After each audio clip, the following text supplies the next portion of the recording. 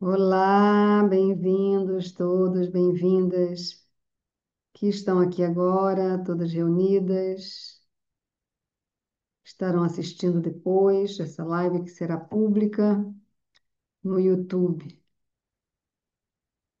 Bem-vindas, gratidão pela presença. Então, hoje é o tema do momento, tema da hora.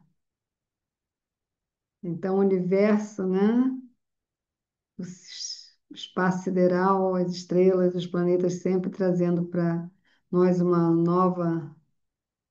novo panorama, panorama do momento, qual é a constelação que está agora com o centro das atenções, é Escorpião. Então, temos a chegada de vários grahas, planetas e luminárias. As luminárias são o Sol e a Lua, e os planetas Marte e Mercúrio. Então, eles foram chegando em Escorpião, um de cada vez. Mercúrio chegou dia 24 de outubro, Marte, 27 de outubro, Sol em Escorpião a partir do dia 15 de outubro, e agora teremos a Lua nova, a Lua também em Escorpião, então a Lua nova acontecendo em Escorpião. É, talvez a Lua nova mais intensa e profunda do ano é a Lua nova de Escorpião, que acontece em novembro, em algum dia de novembro, a partir do dia 15 de novembro, entre 15 de novembro e 15 de dezembro.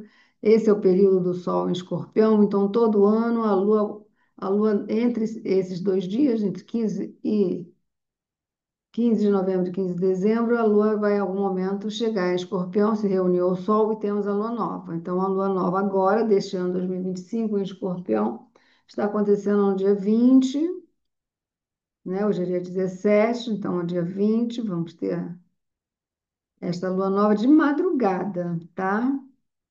Vai ser altas horas, a lua nova. Então, teremos uma noite muito escura nessa passagem de 19 para 20 de novembro. Vai ser a noite mais escura do ano, sem lua. A madrugada é o auge, então, da lua nova. A 3 graus e 46. Não, às 3 horas e 46 minutos é o horário, dia 20 de novembro, às 3 horas e 46 minutos, com o Sol e a Lua a 3 graus e 58, 59, a Lua 3 graus e 59, 3 graus e 58, assim, entre 3 graus e 58, 3 graus e 59, quase 4 graus, já quase 4 graus de Escorpião. É bem no início de Escorpião. Nós consideramos essa parte inicial de Escorpião, de 0 a 10 graus, como sendo o primeiro decanato de Escorpião. E Escorpião tem como regente principal o planeta Marte. É, e esses primeiros 10 graus de Escorpião é de novo regido por Marte. Então, se considera uma constelação que tem, que é a residência de Marte, é o domicílio de Marte. O termo em sânscrito é Swakshetra. Kshetra em sânscrito significa campo. Swakshetra, em seu campo. Então, quando Marte está em Escorpião, ele está em seu campo, está em seu domicílio, está em sua residência. Outro é Áries, também residência de Marte. Mas existe uma diferença entre Áries e Escorpião, porque Áries é através dos elementos. Áries é elemento fogo, Escorpião é elemento água, o oposto, né? É, e outro fator também, Áries, é uma constelação cuja natureza é uma natureza de impulso, de iniciativa, de adiantamento.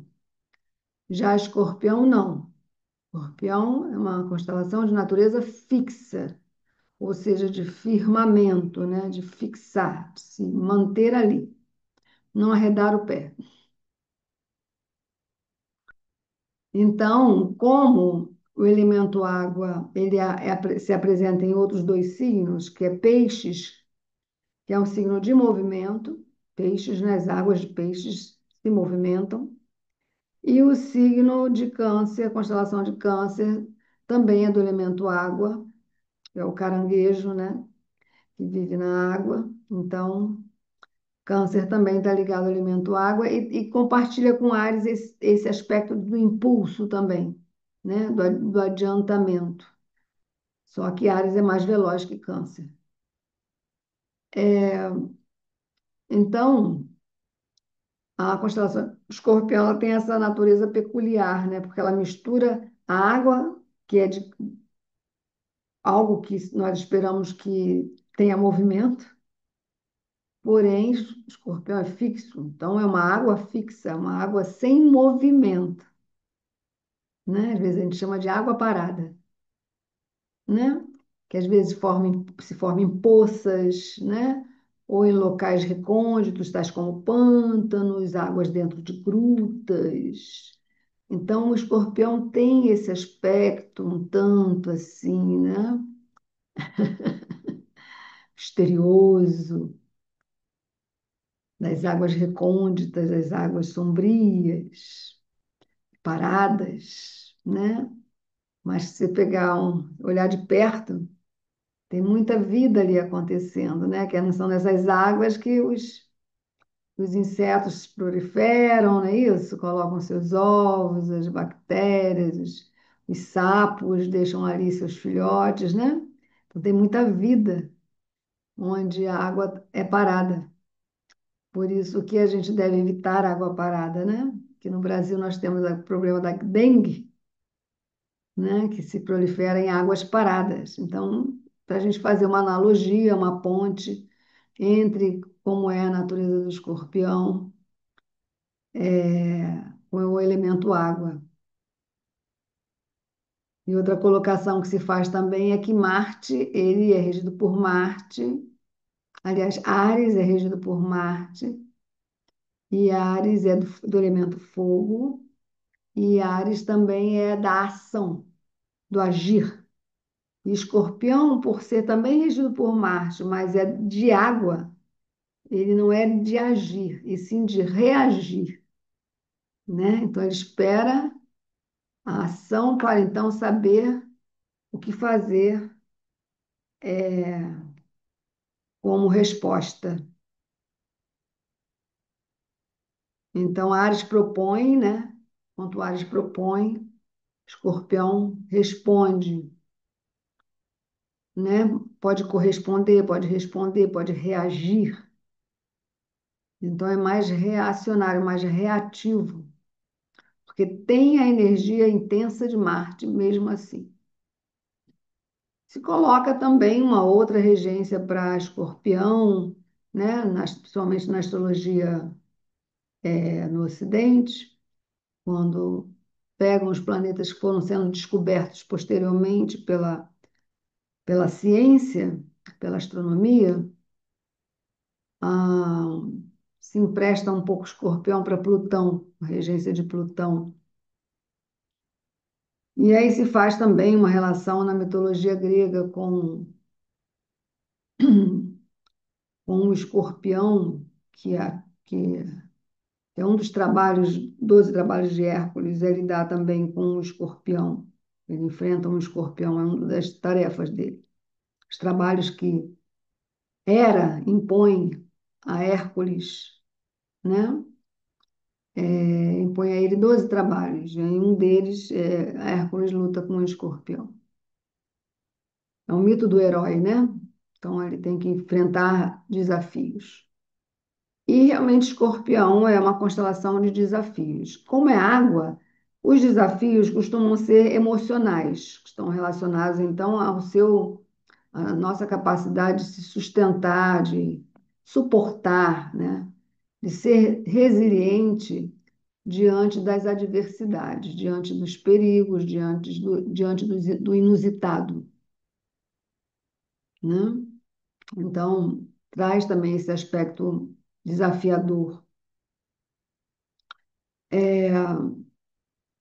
E nós estamos tendo, então, o que podemos chamar de um estéreo, porque é Lua e Sol na Lua Nova, é uma Amavácia, né? Que a gente diz sempre a toda Lua Nova é dos ancestrais, toda Lua cheia são dos seres divinos, é dos seres divinos, né? A Lua Nova é a Lua dos ancestrais. Isso significa o quê? Olhar para frente, seres divinos, olhar para trás, os ancestrais, os antepassados. Quando a gente olha para trás, né? Então, para que possa haver, então, uma oportunidade para que os ancestrais também possam ter purificação. Por que que os ancestrais eles interferem no nosso destino? Um motivo é o próprio DNA, né? A herança biológica no sangue, né? No mesmo sangue, é isso. Então tem a herança biológica, mas também tem a memória dos ancestrais, né? Então nós trazemos essa memória em nós. Por isso se pode ver, e isso é muito estudado na constelação sistêmica, padrões ancestrais se repetindo na vida atual das pessoas, né? Como é que isso é possível? Inclusive com ancestrais que nem nunca se viu, nem não teve como conhecer, mas soube, né? Sabe-se da história de algum modo. Às vezes a pessoa faz uma constelação sistêmica e descobre coisas de ancestrais que ela não sabia, depois vai perguntar aos parentes, os parentes confirmam. Como é que isso é possível, né? Ah, realmente, fulano de tal passou por isso, por aquilo outro, né? Então, ah, os Vedas explicam a respeito da do universo, do mundo dos Pitris, que são os ancestrais, que eles guardam uma espécie de memória akáshica, né? É, todo como se fossem registros akáshicos que ficam preservados em alguma parte do universo e inclusive em nós também, em nós mesmos também. Então, a lua nova que vem, acontece 13 vezes ao ano, né? Uma lua nova se repete 13 vezes ao ano. 13 vezes ao ano, a lua nova se repete. Então, com isso, temos essa chance da purificação das memórias. Toda lua nova é uma lua em combustão, né? É uma lua tão próxima ao Sol que desaparece nos raios do Sol, é uma lua em combustão. Então, essa combustão, os raios do Sol, são purificadores. Pavitra, se fala em sânscrito, né? Por isso, os raios do Sol purificam. Por exemplo, se você coloca uma roupa para tomar sol, pendura no sol, assim, no calor do sol. Quando você tira a roupa, tem um cheirinho bom, né? Que é esse cheirinho da purificação. Então, os raios do sol são muito poderosos, né? Eles são essenciais para a vida. Os raios do sol garantem a vida no nosso planeta, garantem a vida dos seres vivos, garantem a nossa vida em vários aspectos, não só no calor, né? Nas estações, na produção das chuvas, em vitaminas necessárias, né? Então, o sol, sem sol não há vida. Então, a lua nova, a lua ela é renovada nos raios do sol, ela passa por uma purificação e é renovada. pelos raios do Sol e depois prossegue seu curso. A Lua continua no seu curso. Aos pouquinhos ela vai se afastando. Sol, dia a dia, após a Lua nova, ela vai se afastando e ao longo de 15 dias ela então aparece cheia, né? Como se ao longo da fase crescente da Lua ela fosse dispersando esses raios que ela obteve no momento do Amavácia, né? Como se fosse uma injeção de energia solar que a Lua recebe. Aí depois ela vai se afastando do Sol e vai distribuindo durante a fase crescente dela até chegar no máximo da Lua cheia, né? Que ela dispensa todos esses raios solares,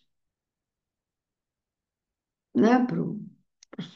Para a Terra, principalmente, porque a Lua é um satélite da Terra. Então, nesse momento, vindo através dos efeitos de Escorpião. Escorpião é o nome que se dá, né, ao que nós chamamos na astrologia védica de Vrishtika. É o nome sânscrito para a constelação do Escorpião. Agora, tem algo interessante nessa palavra, em sânscrito, Vrishtika. Ela é composta de duas outras palavras, né? Vrish e Chika. O A é meio mudo. Vrishtika. E Vrish significa power, força. Vrishtika não é, a tradução literal de Vrishtika não é escorpião. Literalmente, Vrishtika significa Vrish, força. E Chik provém do termo Chit, que é o mesmo do chinês, da medicina chinesa, né? Tem o Chi, que em sânscrito seria prana, na linguagem principalmente do Ayurveda e do Yoga, o prana é a força vital, também traduzido como consciência. Então, Vrishtik pode ser traduzido como uma consciência forte, poderosa. Vrishtika, uma força interior, uma enorme força ocultada, armazenada, guardada dentro de cada um, que dá a cada um a resistência, por isso é fixo, né? A resistência de suportar, né? A resistência para vencer desafios. Mas é água, então esses desafios são normalmente emocionais, psicológicos, espirituais. É a resistência interior de suportar certas situações mais graves,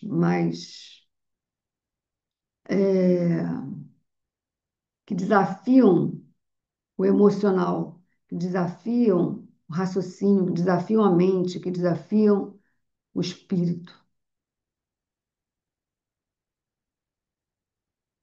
É uma constelação muito rica. Então, nós estamos tendo, nesse momento, a Lua, hoje é dia 17, ela só entra mesmo em Escorpião nessa passagem de dia 19 para o dia 20, tá? Nessa noite aí, passando a noite de 19, indo para a madrugada do dia 20, né? Esse é o momento que a Lua chega em Escorpião. Dia 17, 18 ainda não. 19 durante o dia não, é só a partir da noite que a Lua chega mesmo em Escorpião. Mas em Escorpião já se encontra Mercúrio, que chegou dia 24 de outubro, Marte, que chegou dia 27 de outubro em Escorpião, e Sol, que chegou dia 15 de novembro. O Mercúrio ele fica longamente em Escorpião, do dia 24 de outubro até 29 de dezembro, né? Então, são 2 meses de Mercúrio em Escorpião. Sendo que Escorpião não é um signo amigo para Mercúrio. Sinto informar. Mercúrio não funciona muito bem em signos de água. Então, é a lua nova e a duração desse trânsito de Mercúrio em Escorpião deve ser mais pertinente, mais desafiador para quem tem ascendente Escorpião, para quem tem lua em Escorpião. Porque o que acontece com a lua, quando ela está em Escorpião, ela tem queda. A exaltação da lua é no oposto do Escorpião, é no que está a 180 graus de distância de Escorpião, que é a constelação do Touro, também fixa, só que de terra. Então, a lua tem exaltação em Touro. E Escorpião, que é o oposto de Touro, ela tem queda. Alguns chamam de debilidade da lua. É, e Marte, que rege Escorpião, ele então permanece em Escorpião do dia 27 de outubro até dia 7 de dezembro, tá? Marte está domiciliado em Escorpião, então ele está muito forte neste signo, Marte, muito forte. E o Sol em Escorpião também.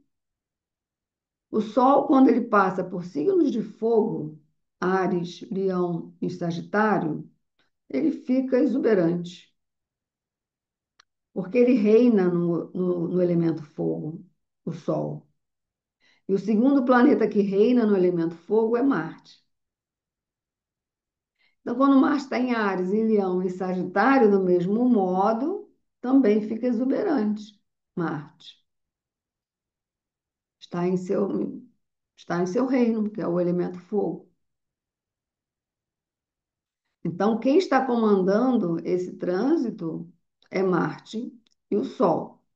O Sol, de 15 de novembro a 15 de dezembro, o Marte, de 27 de outubro até 7 de dezembro, a Lua permanece em Escorpião dia 20 e 21 de novembro, né? Porque ela é veloz, a Lua é mais veloz de todos. E Mercúrio não, Mercúrio fica mais tempo, de 24 de outubro a 29 de dezembro. Mas isso é algo também inusitado, porque Mercúrio é um planeta que fica até 2 semanas no ciclo. Não sei por que está dizendo que meu microfone será, foi alterado para outra. Vocês estão me ouvindo, né? Sim? Mas a minha imagem sumiu, né?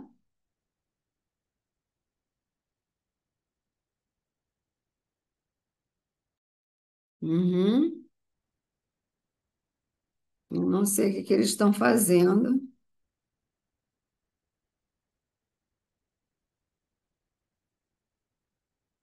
Só um minutinho, tá, pessoal? Deixa eu ver se eu consigo resolver esse problema técnico que tiraram aqui a minha imagem.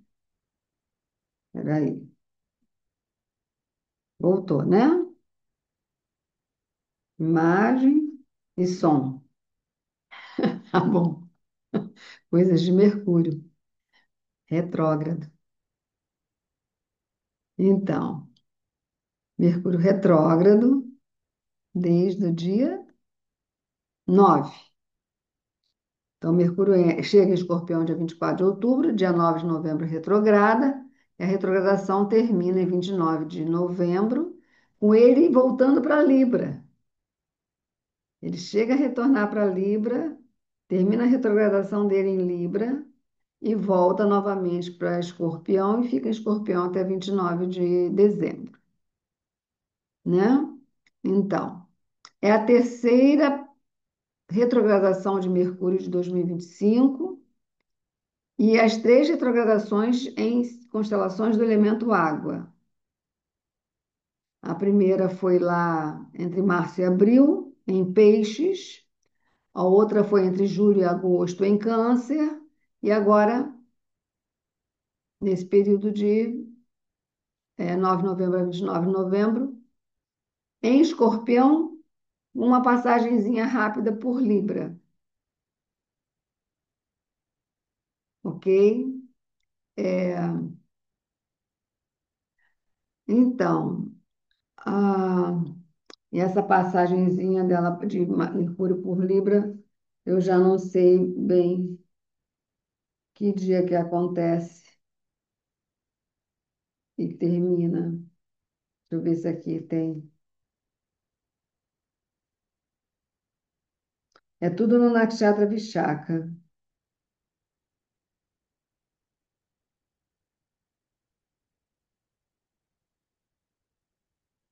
Não, aqui é 9 de novembro, 29 de novembro. Ah, é bem possível que seja 20 de novembro, que ele vai visitar Libra. Retorna para Libra no dia 23 de novembro de 2025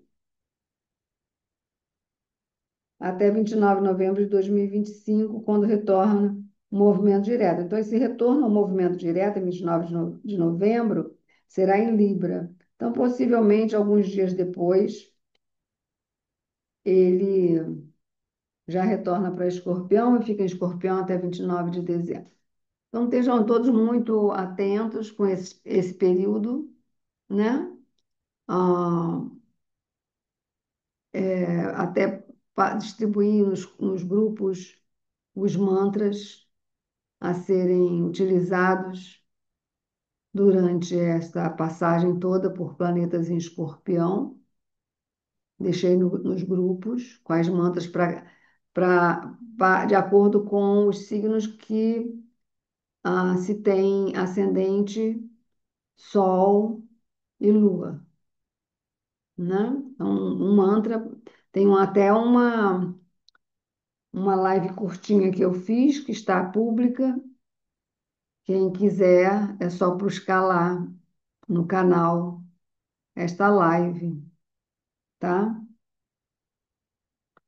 Sobre o trânsito de Marte e Mercúrio em Escorpião, que está sendo intensificado devido à Lua Nova em Escorpião. É intensificado assim que Marte entra, Sol entra em Escorpião, e é intensificado porque a Lua Nova também está sendo aí, ok?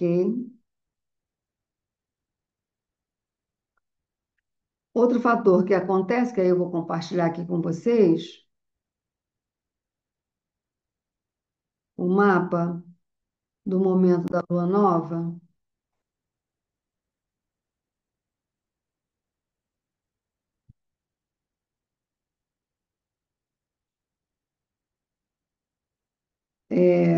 20 de novembro de 2025, às 13h46, horário de Brasília.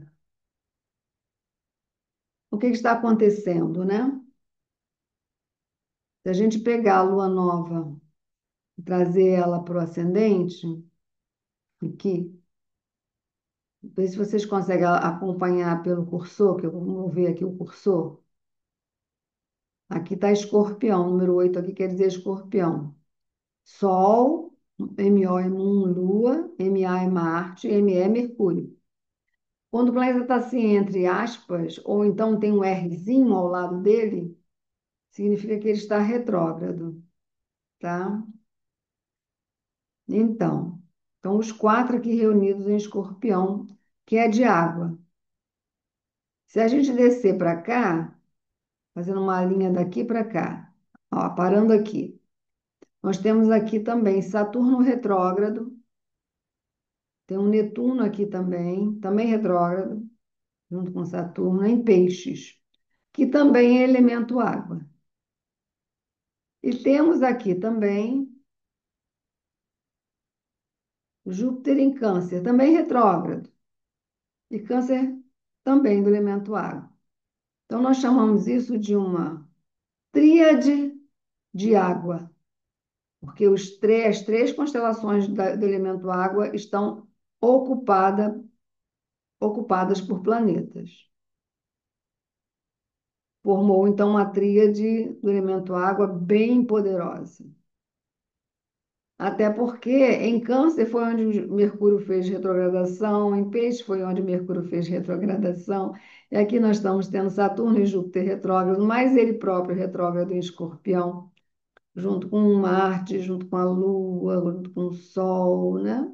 Tá entendendo? Então, formou-se uma tríade do elemento água.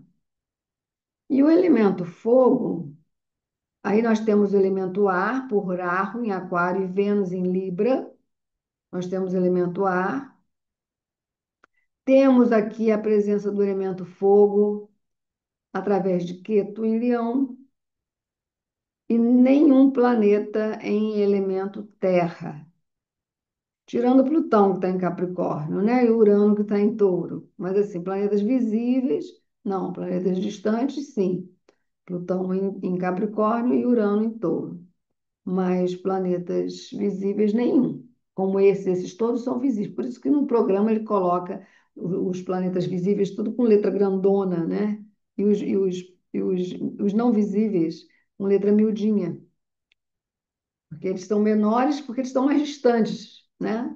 Eles estão muito mais longe de nós do que os planetas próximos, né? A Lua é a mais próxima de todas, depois vem vizinha da Terra é Vênus para um lado, Marte para o outro, depois vizinho de Vênus é Mercúrio, depois vizinho de Marte é Júpiter, aí perto de Júpiter está Saturno, né? E o Sol, pode estar longe, mas ele é uma estrela, né? Uma estrela anã amarela, o nosso Sol. Então, de total visibilidade. Aí os planetas distantes ficam miudinhos aqui, né? Netuno, Plutão e Urano. Então, o que que é a tríade de água, né? Faltando o elemento terra aí. Faltando o elemento terra, o elemento terra ele está relacionado ao corpo físico, a tudo que é físico. Tudo que é físico e tudo que, por isso a gente sente, né? O físico é palpável, é substancial, é consistente, né? Então, tudo isso é elemento terra, né? O elemento terra ele tem uma certa estabilidade, ele é o elemento da construtividade, ele é o elemento da matéria-prima para se poder produzir as produções, né? Então, alimento, moradia, é, urbanização, indústria, né? Esse é o mundo do elemento terra, o universo do elemento terra é por aí, é o tangível. Bom, o elemento água é o contrário, não que a gente não possa ver água, a gente vê água das chuvas, a gente vê água do mar, a gente vê água dos rios, dos lagos, a água também, ela é, né? A gente toca na água, água quente, água fria, né? A gente tem contato com a água também. Por isso que o elemento terra ele é o mais denso e acima da terra está a água, que é menos denso que a terra, e acima da água está o ar, que é menos denso que o ar, que a água. E acima do ar está não, acima da água está o fogo, que é menos denso que a água, e acima do fogo está o ar, que é menos denso que o fogo. Então, são os quatro elementos. Depois nós temos menos denso que o ar, temos o espaço, né? Também chamado de éter. Menos denso que o espaço, existe um outro elemento mais menos denso ainda que o espaço, que se chama mente. A nossa mente é considerado na Bhagavad Gita como um elemento, igual elemento terra, elemento água, é um elemento também. Os elementos eles constituem, né? Eles são necessários para a criação. E existe um elemento mais sutil que a mente, que é a inteligência, o intelecto. E um elemento mais sutil que o intelecto, que é o ego. É um elemento, tal como terra, água, só que mais sutil. Então, quando nós falamos do elemento água, a gente relaciona o elemento água na astrologia védica a dois planetas. A Lua, propriamente dita, e Vênus também está ligado ao elemento água. Ah, e assim, é, a Lua trata das emoções, é o astro da mente, e também, principalmente da mente psicológica, né? Da psique. E por isso também trata das emoções e Vênus das relações, porque as emoções elas são acionadas através daquilo que nós nos relacionamos. Podem ser pessoas, animais, pode ser a natureza, pode ser o que nós tivermos, né, em troca, é relacionamento. E não quer dizer que o relacionamento seja harmonioso, pode ser relacionamento desarmonioso. Mas é Vênus que trata das relações. Ele é o Karaka dos relacionamentos, Vênus, também das riquezas. das facilidades, das conveniências, do conforto, Vênus. E a Lua, ela é o carga da mente, é o indicador da mente, significador da mente. É ela que aponta para a mente, a Lua. E ela também é o significador da quarta casa, da família, dos ancestrais, e por isso da memória e da história, a Lua, né? É, então, quando esse elemento água fica tão predominante, porque poderia ter planeta só em Escorpião e em Peixes, ou só em Escorpião e em Câncer, mas tem os três. E a passagem de Júpiter em Câncer está sendo muito rápida, né? É bem rapidinha ela. Agora vocês me pegaram, que é o dia. Sei que ela sai dia 5 de. Júpiter sai de 5 de dezembro de Câncer e volta para Gêmeos, porque ele está retrógrado. Mas é o dia que Júpiter chegou em Câncer. ah, Deixa eu ver aqui. Foi em 18 de outubro. 18 de outubro, Júpiter chegou em Câncer, e quando for dia 5 de dezembro, ele volta para Gêmeos retrogradando, porque ele tem uma retrogradação, né? Que começou em 11 de novembro. E a retrogradação dele em Gêmeos vai se estender até o ano que vem, até março do ano que vem. Então, ele retorna para Gêmeos. Então, a passagem de Júpiter para em Câncer é muito rápido, mas o suficiente, tempo suficiente, porque ele é lento, para formar essa tríade do elemento água. A tríade do elemento água traz o quê? Sensibilidade, extrasensitividade. As emoções à flor da pele, né? As questões emocionais assim transbordantes. A mente fica a mil também, somente porque nós estamos muito treinados a racionalizar sentimentos, né? Nós racionalizamos os sentimentos. Fomos treinados a isso pelos nossos ancestrais. E eles também foram treinados da mesma forma. Então começa a ter uma batalha. E Mercúrio, que é intelecto, está no meio dessa batalha. Então, assim, essa extrasensibilidade, que pode às vezes promover irritabilidade, reatividade, ansiedade, que é, né, o negócio da hora, é a ansiedade, né? Todo mundo quer para ontem. E tudo está muito acelerado, então todo mundo correndo atrás o tempo, correndo atrás do tempo. O tempo passa, correndo atrás do que quer que seja, né? De sucesso, de soluções, né? Para ontem. Então, ansiedade também, né? Quadros depressivos também tem que ter cuidado com quadros depressivos, né? Porque é muito elemento água nesse momento. E todo tipo de instabilidade emocional, certo? Por isso a importância dos mantras, porque os mantras, a palavra mantra tem a primeira sílaba man. Man vem de manas, que é mente. Então, mantra é para trabalhar trabalhar a mente, né? Tratar da mente. A gente usa então o que? Os mantras, porque os mantras eles estão ali, né? Que é o som, é a vibração do som, é a reverberação do som, que aí purifica a caixa, purifica o espaço, dentro e fora, né? Alquimiza. Então, vocês podem, e a água é por si só um elemento de purificação.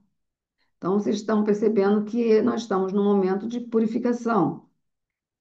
Nós estamos, inclusive, essa lua nova do dia 20, ela é o centro do Katyayani Vrata. Muitos de vocês estão praticando o Katyayani Vrata, né? Que começou no dia 6, vai até o dia 4 de dezembro. Então, esta é a lua nova central do Catriona Vrata. Ele começa na lua cheia e termina na outra lua cheia. Entre as duas luas cheias, nós temos uma lua nova, que é esta agora, dia 20.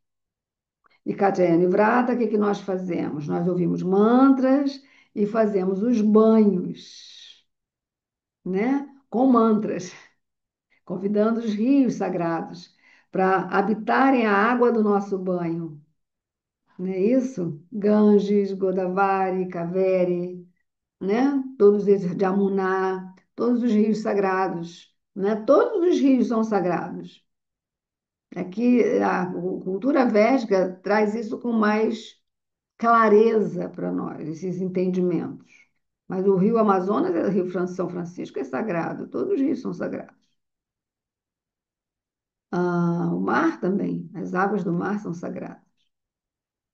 Elas trazem a cura, a água traz cura. Então, beber muita água, né? Também para deixar o corpo higienizado, o banho para que a gente possa ter higienização física. E aí nós fazemos esses banhos sagrados para também ter uma higienização espiritual, mental, emocional. E também, junto a esse mês, tivemos agora o auge de Kalabhairava, foi dia 11 para o dia 12, né? Também tivemos, que traz muito essa força também, porque o signo de Escorpião, a constelação de Escorpião, também está associada a Shiva. Existe uma história muito linda de Shiva, porque o Nakshatra é Anuradha, né? Anuradha é regida por Saturno, Saturno está em peixes, elemento água. Antes de Anuradha existe um Nakshatra, porque a Lua está sendo cheia, cheia não nova, no Pada 1 de Anuradha. Pada 1 de Anuradha é vizinho ao Pada 4 de Vishaka, que é antes de Anuradha, e Vishaka é regida por Júpiter. Júpiter está em Câncer. E a Anurada é regida por Saturno, Saturno está em peixes, estão sendo a base desse triângulo. É um triângulo de água, né? O triângulo de água é um triângulo muito feminino. A água está ligada, fogo é elemento masculino, água é elemento masculino, terra é elemento feminino, água é elemento feminino, terra é elemento feminino, fogo é elemento masculino, ar é elemento masculino. Quinto elemento, Akash, neutro, elemento neutro. Nem feminino, nem masculino, e feminino e masculino ao mesmo tempo. Né? Funde os dois para dissipar, os dois. Funde a dualidade, dissipa a dualidade. Então, a água ela está ligada ao elemento feminino. E fogo é o elemento masculino. Então, Kalabhairava traz esse fogo da água quente de Escorpião, porque Escorpião é água, mas é quente porque é regido por Marte. E agora está o Sol e a Lua nova. Quem está perdido em Escorpião é só o Mercúrio, retrógrado. Então, outra coisa que a gente pratica em Katyayani Vrata é falar menos, silêncio, ouvir mais escuta, sair da mesmice, sair da narrativa, né? Da lamúria, do ai minha vida, minha vida, minha vida, ai minha vida, ai minha vida. Sair daí, né? Sair daí. Na verdade, a gente sai daí para voltar para si, porque estar aí é estar fora de si. Nem voltar para si mesmo, né? Sem se ensesmimar, sem ficar encismado, né? Consigo mesmo. Mania de si. Mine, falava, acho que John Lennon. Mine. Eu. Eu, que é meu, eu mesmo. Então, então esse incêndio, né, que Kalambhairava traz, a força do tempo, o poder do tempo. Então, usar o tempo. É o tempo da purificação, é o tempo da limpeza. Então, vamos fazer a purificação. Vamos fazer a limpeza, né? Transforma karma, Saturno, e promove dharma, Júpiter exaltado em Câncer, promove dharma, né? Tem uma frase que se fala assim: quem protege o Dharma protege. Então, ah, esse é esse momento, Nakshatra, assim, Nakshatra Vishaka, Nakshatra Anuradha, né? Vishaka é regido por Júpiter, Anuradha é regida por Saturno. Existe uma história, porque quem rege Vishaka? Quem rege Vishaka é quem mesmo? É Júpiter. E quem é o outro regente de Vishaka? É Indragni. Quem é Indragni? Indra, vamos dizer assim, Indra é encarregado das chuvas, das condições climáticas, né? É a força da natureza representada por Indra, um semideus que participa, inclusive, das lilas de Krishna, entre outras. Mahabharata também, Ramayana, personalidade, a personificação desta força da natureza se chama Indra. E Agni é Agnideva, é o fogo. Então, Indra e Agni se tornam um só.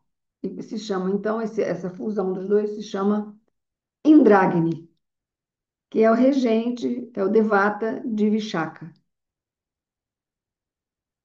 Enquanto que a Anuradha é regida por Saturno e por Mitra, que é uma Aditya. Indra também é uma Aditya. É também um dos filhos, um dos 12 filhos da deusa Aditi, Indra e Varuna, e Mitra. E Mitra tem tipo um colega, um parceiro, que estão sempre juntos, né? Não são bem irmãos, mas são muito próximos, que é a Varuna. Então, os Vedas, quando falam de Mitra, falam de Varuna. E Mitra, Varuna, blá, blá, blá. E Varuna são os, né, os cânticos, né? Ah, direcionados a Mitra e Varuna. Porque Varuna ele rege as águas, né? E as águas elas facilitam ainda, mas facilitavam, não, né? Viajar por terra levava mais tempo que viajar por água. Não é isso? Depois tem o avião, aí o avião já acelera. Mas antes disso, então eram as águas. Então Varuna, Senhor das Águas. E Mitra era representando as amizades entre os povos, a pacificação entre os povos, né? Os acordos, as trocas, os comércios, que vai que uma região produz X, outra região produz Y, então através das águas eles se encontram e fazem suas trocas de produtos. Então, Mitra é o devata da amizade. Mitra quer dizer amigo, literalmente. E a palavra varuna é que vem o termo varão, né? Que é um sinal de virilidade, né? Varão, varão, filho varão, né? Tinha todo mundo sentia muito orgulho de ter um filho varão, então varuna.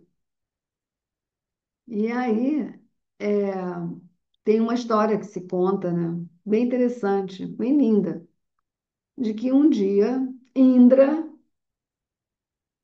se juntou a Brihaspati. Brihaspati é Júpiter, é também um semideus. Ele é um preceptor, ele é um professor, ele é um mestre, ele é Brihaspati, o pai dos sábios e dos deuses. Ele é o professor, né? O sacerdote Brihaspati. Então, Brihaspati se juntou com Indra, vice-versa, e resolveram caminhar na direção do Monte Kailasha, que é a morada de Shiva, para encontrar Shiva. E aí eles estão lá já bem adiantados na peregrinação deles, já conseguem ver lá o monte aparecer, o Monte Kailash, belíssimo, né, com o lago, tem um lago no sopé tem um lago de águas puras, porque fica lá em cima nos Himalaias. E aí, de repente, aparece diante dos dois, tipo um mendicante, assim, né, um sadhu mendicante, nu. E Indra se sentiu muito ofendido, assim, e disseram que eles não podiam passar dali. E Indra ficou muito. Por quem é você para dizer que eu, Indra, o Deus dos céus, Deus dos raios, das trovoadas, as nuvens me obedecem, né? Eu que realizo as tempestades, os ciclones, né? Sou eu, né? O chefão. Quem é você? Então, Indra estava pronto para abrir o terceiro olho dele, que coisa rara, né?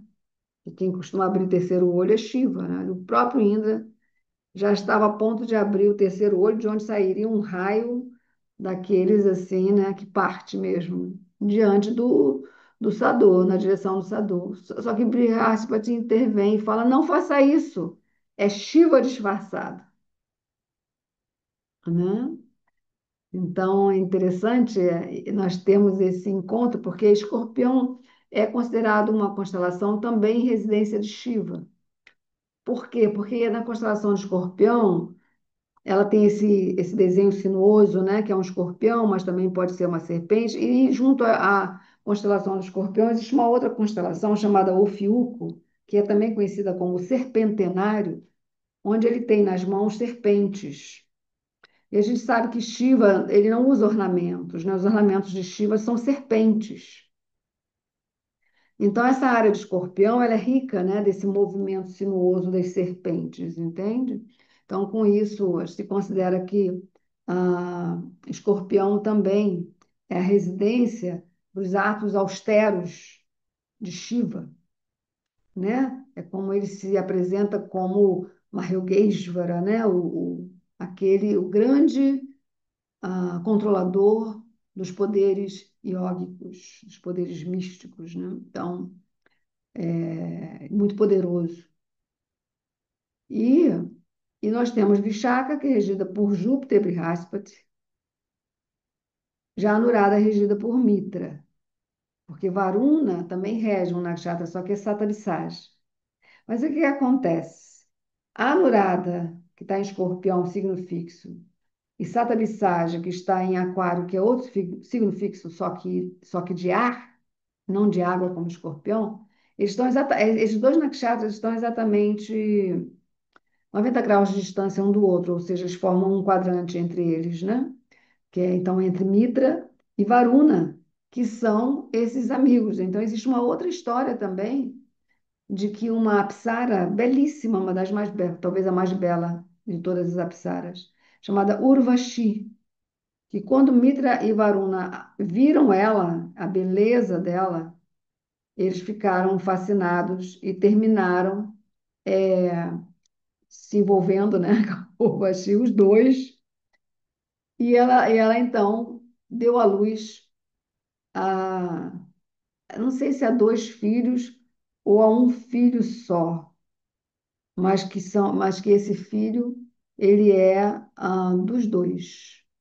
Eu não estou muito lembrada, mas tem essa história também. Ah, sim, acho que são dois sábios poderosíssimos nasceram então de Urvashi por conta de Mitra e Varuna. Um chama-se Vashista, que inclusive com quem vai a Rishikesh pode visitar a Gruta de Vashista. Vashista Muni, um sábio poderosíssimo, também muito descrito nos Vedas antigos Ramayana. E o outro, se eu não me engano, é Agastya. E este que é Agastya, existe uma história de Agastya que ele engoliu o oceano. Eu tenho a impressão que sim. Depois eu verifico isso com calma, ou se vocês quiserem pesquisar essa história do nascimento desses dois sábios poderosos. A Gasta também era muito poderosa, porque foi a Gasta que engoliu o oceano. Porque um grupo de. Eu falei outro dia que eram sete sábios, mas não eram sete, não, era muito mais. Era um grupo bem grande. Eram filhos de alguém que resolveram se esconder no fundo do oceano. E aí todo mundo procurava por eles, ninguém sabia onde eles estavam, mas a Gacha sabia, e para provar a todos onde eles estavam, ele sorve a água do oceano e todo mundo vê lá esses yogis no fundo do oceano, praticando suas austeridades. Então, vocês estão vendo, né? Vashista, Agastya, Indra, Brihaspati, Shiva, Mitra, Varuna. é muito rico, né? Tudo isso, assim, muito poderoso. Então, assim, estejam atentos e conscientes de que nós estamos num momento muito, muito forte de transmutação e transformação alquímica, né?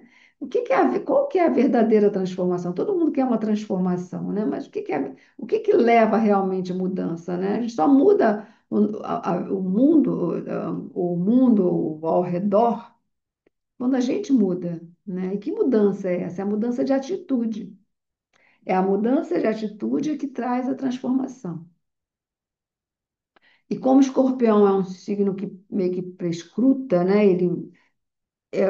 Escorpião está ligado às pesquisas e também às cirurgias, né? Tudo que, né? A sexualidade, a morte, tudo que é de algum modo misterioso. Então, ah, é um momento muito bom também para o autoexame.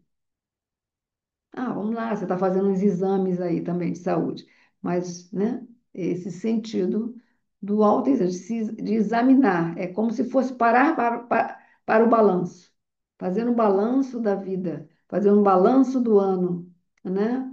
Que foi, que valeu a pena, pode até escrever, fazer anotações, que valeu a pena até agora, o que deu certo, o que não deu certo, o que você esperava que fosse que foi ou que não foi, né? Como é que você está hoje, né? Como que estamos agora, né? Até esse ponto da nossa existência, junto ao mundo, né? Junto a todos ao nosso redor. Em que ponto paramos? Em que ponto estamos? Dá essa paradinha. Então, por isso, a dieta alimentar de Katia Vrata, né? Diminuir é uma forma de purificação. Você come menos, você come alimentos mais, evitar carne, evitar comer animais, evitar álcool, cigarro, evitar alimentos industrializados, cheios de coisas, né? Então, e fazendo uma depuração física, porque a ausência da depuração física não ajuda a mente a ser depurada, né? Porque quando a pessoa faz um panchakarma, ela sai com uma clareza mental, todo mundo fala, nossa, minha mente estava limpinha. Hoje já se sabe que existe uma correlação entre cérebro e intestinos, né? Então, intestinos sobrecarregados, com todo um aparelho digestório ali se matando para poder digerir tanto lixo, né? A energia que deveria ir para a mente, para ter uma mente lúcida, com clareza, né? Sadia, não vai, não chega lá, não chega. Então, por isso os banhos, por isso a dieta alimentar, tudo isso durante o Katyayana Vrata que nós estamos realizando. Começamos juntos, né? O grupo se formou no dia 4, dia 6, aliás, início de novembro, e o Katyayana Vrata é 6 de novembro a 4 de dezembro, né? Nós iniciamos no início de novembro, o nosso grupo para essas práticas, com esse propósito de purificação, principalmente, porque assim, mas por que Caixinha Prata tem a ver com relacionamentos, né? Porque nós atraímos similares, nós atraímos semelhantes. Difícil isso, né? Não, essa pessoa não tem nada a ver comigo, essa pessoa aí não teve nada a ver comigo. Como é que atraiu? É porque é uma parte que você desconhece, que está atraindo alguém que você considera que não tem nada a ver, mas tem a ver. Só que é uma parte que você desconhece. Essa pessoa aparece para você passar a conhecer essa parte que você desconhece. Então, é um acréscimo no autoconhecimento. Mesmo que você chegue a uma conclusão de que não é um tipo de pessoa que sirva para você.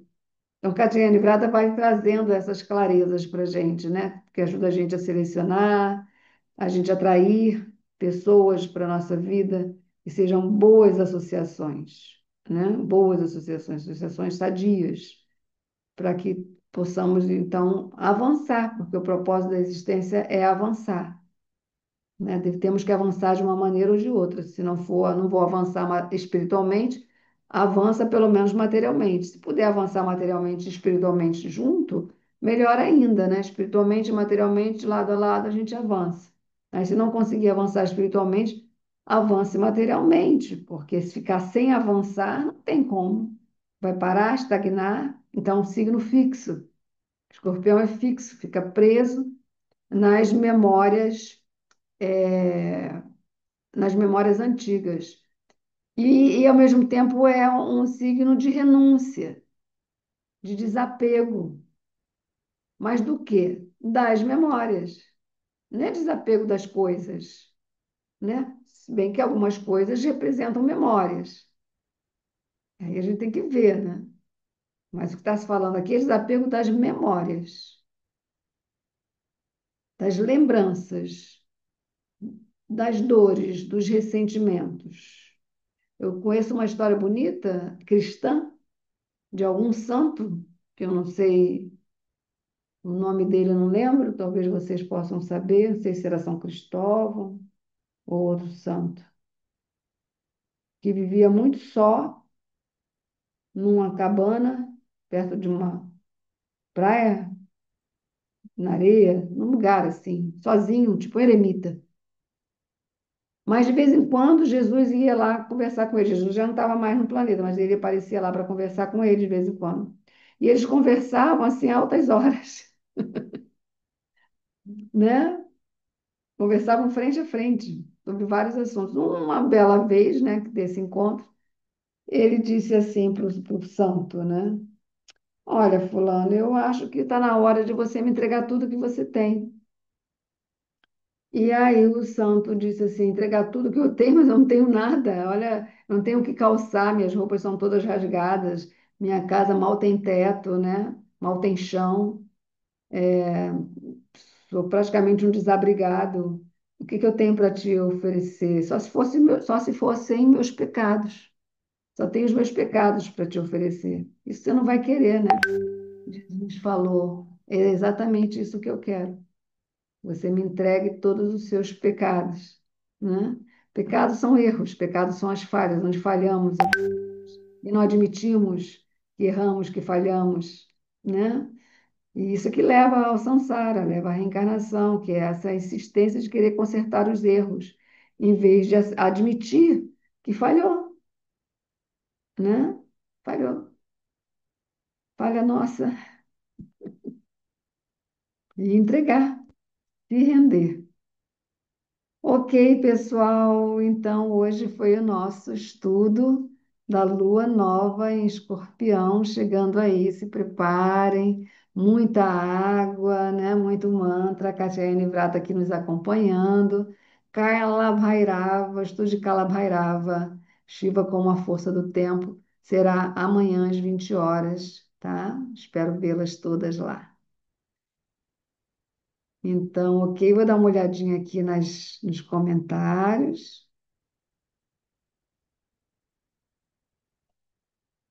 Que bom, hein? Estamos aqui em 31 esta noite. Boa noite, boa noite, boa noite, boa noite, boa noite. Especialmente nossa querida Ruta Amada Devi. Diane, gratidão, querida. Ouvindo bem, a imagem sumiu, é. Tem risco de um evento da natureza no Rio de Janeiro nesse período até o fim do ano? Simone Mestra, tem risco de evento da natureza? Ah, você fala assim, uma catástrofe, alguma coisa no Rio de Janeiro? Aí a gente tem que ver o mapa do Brasil, do Rio de Janeiro. O mapa do Rio de Janeiro eu não tenho muito em mente, eu tenho mais em mente do Brasil e mais o de 7 de setembro, porque o Brasil tem mais de um mapa, né? Tem de 22 de abril, quando foi a descoberta, tem 7 de setembro, que foi a independência, tem 15 de novembro, que foi a República, tem outro também que considero que é a fundação de Brasília. Então, eu gosto muito de usar esse 7 de setembro. Para o mapa do Brasil, que o Brasil tem ascendente aquário, tá? E Sol em Leão na sétima casa. Que 7 de setembro o Sol está em Leão, né? Em 1800 1800, aquele ano lá que teve a independência. Então, esse mapa com ascendente Aquário, Escorpião fica lá na casa 10. Então, pode ser que haja um certo caos nesse momento passageiro na casa 10 do mapa do Brasil, que é o governo brasileiro, no Brasil. Mas não, para ser alguma coisa ligada a uma catástrofe, teria que pegar casa 12, casa 8, às vezes casa 6, né? E o mapa do Rio de Janeiro não tem memória, então não tem como saber se tem algum risco de evento da natureza para o Rio de Janeiro até o final do ano. A Lisa fala, por isso deve ser muito adármico poluir e contaminar os rios com garimpo, com qualquer tipo de coisa. Qualquer tipo de coisa. Os rios, na Bhagavad Gita se descreve que os rios são as veias do corpo de Deus, né? São as veias onde o sangue circula, né? São os rios. Então, os rios, eles garantem a vida. São águas doces, não são águas salgadas. Os rios garantem a vida, garantem a agricultura, né? Água potável. Então, qualquer tipo de contaminação, Andréia, rios são sagrados na África também. Sim, eu acho que até os rios são sagrados em toda parte, sabe? Aqui no Brasil, os índios, aqui na América do Sul, né? Central, América do Norte, os nativos, eles tinham essa compreensão da sacralidade dos rios, né? Da importância dos rios em qualquer parte do mundo, Austrália, África, Ásia, né? Qualquer lugar do mundo. E aí os rios têm nomes de deuses, sim. Na cultura védica os rios são femininos e o mar é masculino. Então, normalmente os rios recebem nomes femininos. Mas pode ser que tenha um ou outro que não seja, tá? Nome feminino. Estou evitando de reclamar, estou rompendo amizades negativas e realinhando outras relações que estavam um pouco disfuncionais. Está sendo muito produtivo. Maravilha, Andréia. Está trabalhando, né? Oi, Fabiana. Que aulão. Memorizei os mantras, que maravilha, parabéns, Elza. Gratidão, gratidão a vocês também. A Gláucia ama essa terrinha, eu também. Ascendente escorpião, cuidado dobrado. Cuidado. Quem tem ascendente escorpião, lua em escorpião e Mercúrio em escorpião. Mas também escorpião em certas casas, né? É, por exemplo, ter escorpião na 12, na 6 ou na casa 8. Ah, bebendo quase 3 litros de água, me sinto sentindo melhor. A Olívia, sincronicidade entre o céu e a terra, onde mora, tem previsão de chuvas a partir de quarta-feira. Ah, tá. Então. E dia 20, se hoje é segunda, dia 20 é quarta para quinta, né? 19 para 20 é quarta para quinta-feira. É possível, tá? É possível que essa reunião de Varuna com Indra, né? Possa produzir aí uns movimentos climáticos, sim, com esta lua nova. É possível. Não pode assinar embaixo, né? Mas a lua ela afeta, o movimento da lua afeta, né? Nas condições climáticas e nas marés, né? Nas águas. Então tá, pessoal, então vamos descansar, já está passando o horário. Gratidão pela presença de vocês. Vou fechar aqui a gravação, mas quem quiser ficar mais um pouquinho, fazer alguma pergunta, fica à vontade, tá bom? Vou fechar a gravação, agradeço a presença de vocês. Namastê, Hariom, Tat Sat, Jai Shri Krishna, Jai Shri Ram, Katyayani Vrata, Kala Bhairava, Hariom, até.